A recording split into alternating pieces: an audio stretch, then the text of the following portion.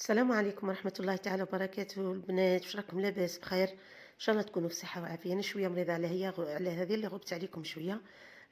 نصلي ونسلموا على سيدنا محمد وعلى آله وصحبه أجمعين.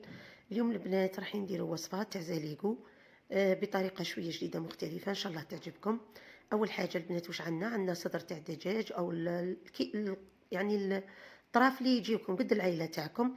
عندنا بصلة مقطعة كبيرة، سنة ثوم، التوابل عندنا زنجبيل، كركم، فلفل كحل، ملح وكزبر وفلفل حمار او بابريكا. راح نطيبوا بارد في بارد البنات. نجيبوا الكاسرونه تاعنا نحطوا فيها الدجاج، نحطوا فيها التوابل، البصل، الثوم، نديروا 2 ملاعق تاع زيت الزيتون وحبه من طماطم الحب، طماطم الطازجه، نحطوا زعتر، نحطوا رند ونمرقوا مباشره ونحطوها فوق الغاز الطيب. هذه كمرحله اولى. الزليق والبنات نكونوا فورناه ونحطوه مباشره في ماء يكون بارد فيه لاكلاص هكذا باش ما يفقدش هذاك اللون تاعو.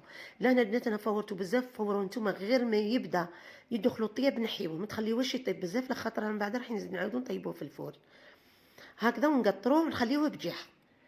دوك البنات كي يطيب الدجاج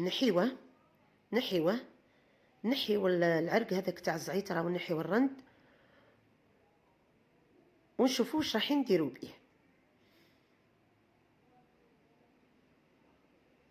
نحطوه في الرحايه كامل، نفتوه ونحطوه في الرحايه، نحطوا عليه هذاك الطماطم تاع الحب والبصل والثوم وشويه معدنوس، نحطوا حبه تاع ثوم هكذا طازج، انا نحب الثوم طازج، وبيضه، نرحيو كلش مع بعضها حتى نتحسوا على شغل العجينه تاع صدر الدجاج. عندنا جبن مبشور، اي جبن عندكم. نفضل تكون يعود عندكم جبن هذاك تاع السندويتشات يجي احسن.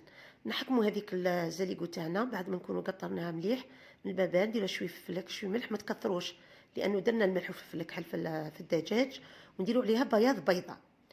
نجيبوا المول تاعنا، هذا المول هذا راهو صغير 20 على 20. البنات انا عندي كيلو، حوالي كيلو تاع زليقو وحوالي صدر تاع دجاج.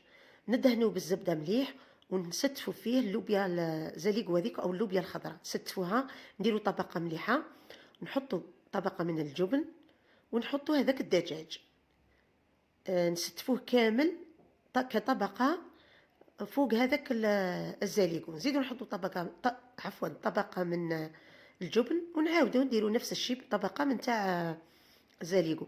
درك لهنا البنات المرق هذاك اللي خليناه نفرغوه فوق اللوبيا خضراء ولا الزليقو، وهاكم تشوفوا الحركه هذه باش تدخل برك المرق، يدخل برك للدجاج ولا الزليقو اللي راهم تحت والطبقه اللي راهي تحت. دوك البنات نحطوه في الفور يطيب على 180 درجه حوالي 15 الى 20 دقيقه، نخليوه حتى يبرد تماما ونقسموه. شوفوا كيفاش يجي البنات. لا تحبوهاش محمره بزاف ما طيبوهاش بزاف، لوبيا خضراء من فوق ما طيبوهاش بزاف، يجي بنين بزاف البنات. هي وصفه اقتصاديه للعشاء، نتمنى تعجبكم.